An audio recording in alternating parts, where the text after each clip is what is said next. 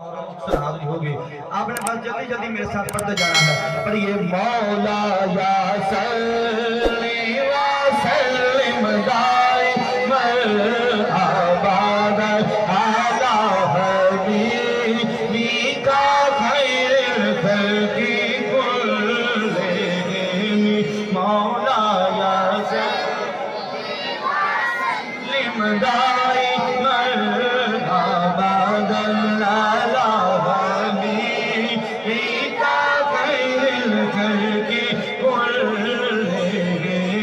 मौला या सल्ली व सल्लिम दाइमन अबदन अला हबीबिका खैरिल खल्क़ि कुल्लिहिम।